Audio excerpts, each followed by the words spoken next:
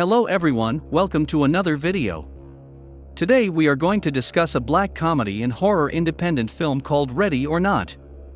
Before we get into the video, I have to warn you there will be many spoilers ahead, so proceed with caution. The film begins with a shot of a beautiful mansion where two brothers named Alex and Daniel are seen running through the hallway. When Daniel Ladomas is approached by a wounded man named Charles, who begs him for help, he manages to hide his brother in a closet.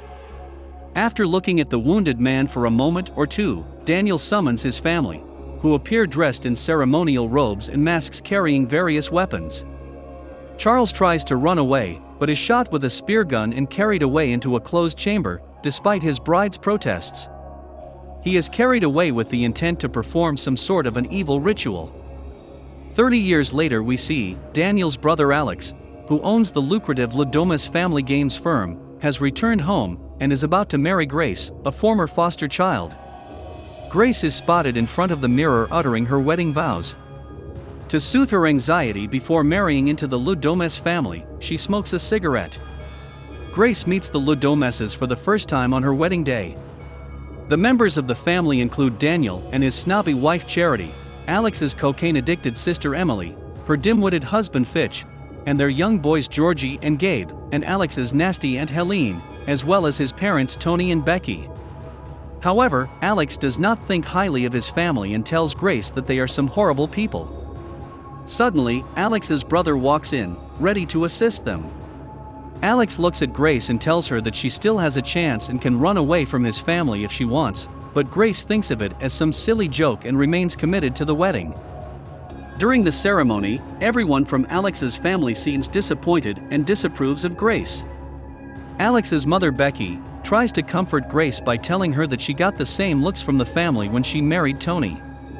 Soon, both Alex and Grace walk down the aisle, say their vows, and get married with smiles on their faces, without any trouble. After the ceremony, when Alex and Grace are in their room, fooling around and enjoying their wedding night, they are suddenly disturbed by Helene, who is watching the pair from the servant's door in the room.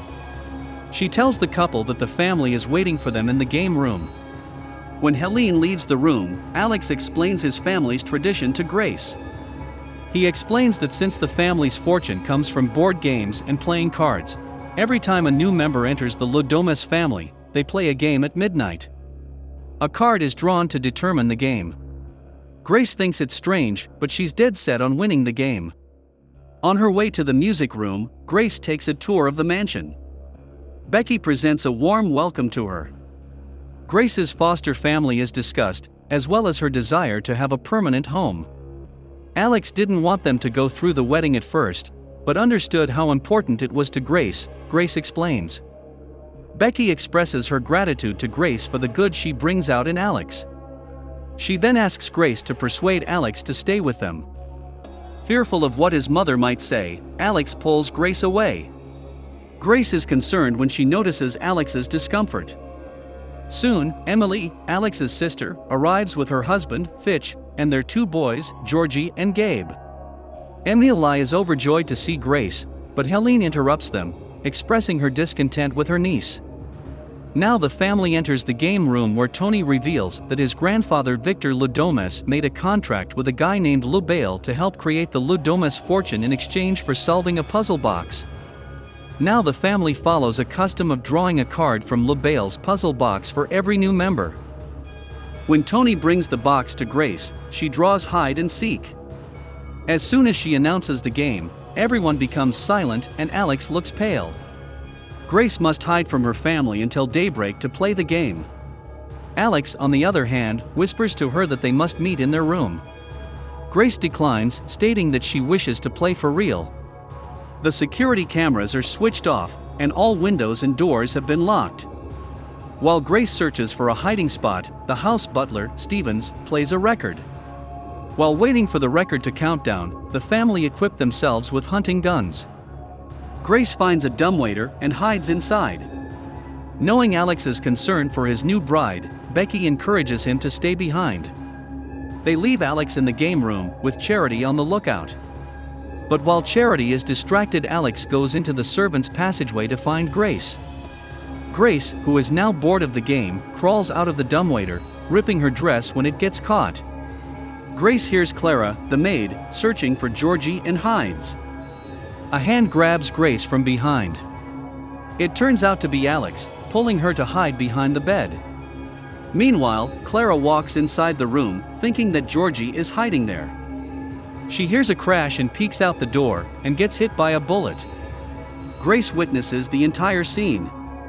Emily enters the room with glee, believing she has found Grace, but finds out that she shot Clara instead. Tony, Daniel, Becky and Helen walk in and talk about a ritual where they need the bride alive, and Grace hears everything. When they leave, Alex discloses that his family is cursed, and that they will both die at dawn if they do not win the game. Hide and Seek demands the family kill the newcomer before dawn. Helene's husband, Charles, was the last person to play it. Alex then instructs Grace to wait for him in the service kitchen. With the mansion locked down, Alex disables the security system to allow Grace to escape. She is caught in the middle of two doors, unsure which leads to the kitchen. When Grace enters into the hallway behind them, Tony and Daniel are carrying Clara's body. She dashes to the other side, where Emily fires madly at her but misses her shots. Grace quickly escapes to the study room. Daniel, who is disgusted with his family, discovers her and gives her a 10-second head start before notifying the others. When the other members of the family join Daniel, Emily notices that her gun is missing, but Flitch offers his crossbow, but Emily accidentally fires it to inadvertently kill another maid named Tina when she comes in to disclose that she has seen Grace. Becky recommends using the cameras. The others agree, but Helene prefers to follow tradition. The family squabbles for a while before deciding to utilize the cameras to track down Grace and Alex.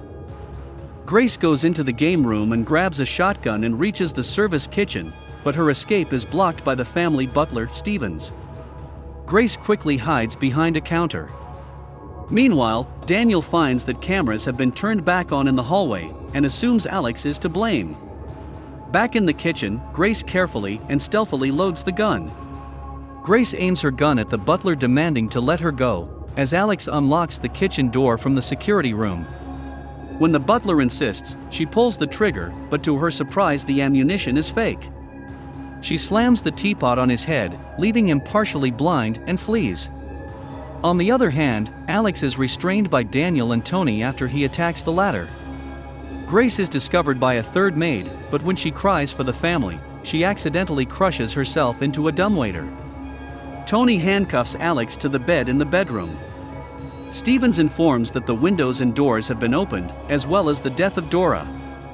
Grace flees through the window to the stables, where she is shot in the hand by Georgie. She knocks him unconscious and falls into a hole full of the Ludomes's prior sacrifices' bodies. In attempting to flee, she pierces her wounded hand on a nail. She squeezes her way through the front gate and flags down a driver, who then drives away. She fights Stevens and steals his car, then tries to phone the cops via the car's onboard system, but the operator informs her that the car has been reported stolen and remotely shuts off the vehicle. Stevens uses a tranquilizer pistol to immobilize Grace, but she wakes up and assaults him, causing the car to crash and killing Stevens. Daniel chases Grace and captures her and notices that his father has been following him. Back at the mansion, the Ludomeses, while preparing for the ritual, drink from a ceremonial cup, but start to vomit blood as Daniel frees Grace, having laced the cup with a non-lethal dose of hydrochloric acid. Charity shoots Daniel dead and Grace disarms and pistol whips her. Grace knocks down Tony with a lantern, setting the mansion on fire. She is attacked by Becky, whom she beats to death with LaBelle's box. Alex breaks free from his shackles and rushes to Grace's aid, but she pulls away from him. Realizing she'll never trust him, and will very probably abandon him once she's gotten away. After that, Alex subdues her to complete the ritual, but Grace breaks free, just as the sun rises. The Ludomeses brace for death as Helene draws the curtains, but nothing happens. They are about to attack Grace again, believing they have a second chance, when one by one, they all start to explode. Alex begs Grace to forgive him, but she refuses and throws her wedding ring towards him. He dies with his family. As the police come, LaBelle emerges briefly and salutes Grace as she walks out of the blazing manor, covered in blood, and lights one of Becky's cigarettes. When a police officer inquires about what happened, she simply says, "In-laws." I hope you liked the video. Don't forget to like and subscribe for more videos like this. What movie should we recap next?